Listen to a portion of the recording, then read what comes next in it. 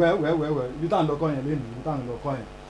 Ayiki, thank you for joining us and welcome back to this channel. Okay, òwe series ṣe sáwọn báyìí ń ṣe náà òwe ìwà náà nìyẹn but eléyìí tí mò ń sọ yìí làbẹ̀ igi oró ibẹ̀ yẹn kọ́ là ń lọ lé ní márùn kan. Okay, òwe series kí ló òwe tòní kò le rárá òun náà rèé.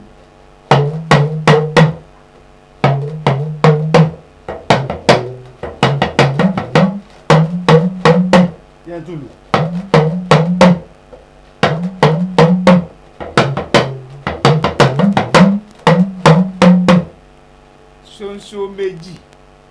ṣóńṣó méjì kò gbọ́dọ̀ fojúkojú ṣóńṣó méjì.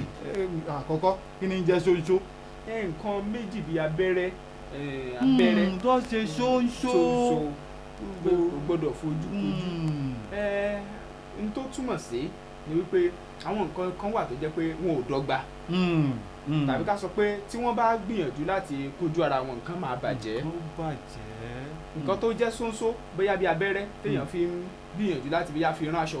ìwọ́n tó yẹ pé ńgbà tẹ́ ti fi ẹnu ẹ̀ gúnra wọn ẹ mọ̀ pé irin ó ní bí irin bá kanra ìkan tẹ̀ fọ́kàn bí irin bí àwàdà ìkan lọ́ lẹ́nu kò ní lè ṣiṣẹ́ tó yẹ kó ṣe. wọ́n sọ pé ṣóńṣó méjì wọ́n máa ń tiẹ̀ ń lò fáwọn tó yẹ bí alágbára méjì pé kóníkálukú ṣàyẹ ẹ̀jẹ̀ kan ṣe níwọ̀n kó má di pé yóò dá wàhálà sílẹ̀. torí tí erin bá kọjá lórí kókó ìyá ó jẹlẹ̀ yóò jẹun ni ó fara pa.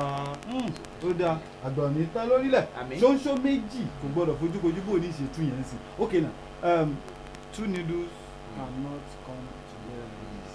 The reason is because if they do, even if you manage to do, they are going to the reason for the needle will not be will not be useful. They will affect each other. They will affect each other because the mouth will bend, and you might not be able to penetrate the original. Whatever you want to use it for. Oh, okay. So then it means that needle might turn to be something else. Yes. That we don't know its name. You understand? So whatever you are not supposed to put together, don't let's try to do that so that you don't affect.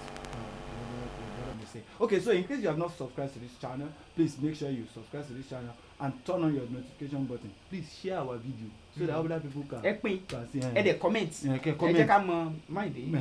Nǹkan tẹ́ bá tún fẹ́ bóyá ẹ tiẹ̀ lówe tẹ́ ẹ fẹ́ kí n lò tá àti ìlú àbí ẹ fẹ́ ká tú àwa wà fún yín á tú dáadáa tó ti yé yín. So ibi tá a bá dé báyìí láti mọ fèyí ṣe lọ. Ọ̀rẹ́ mi kí ló kọ yín náà. Olúwatóbilọ́ba Fásùgbà. mo lè pẹ́ pààrọ̀ ẹ̀ ní. Bẹ́ńbẹ́yẹ́kẹ́.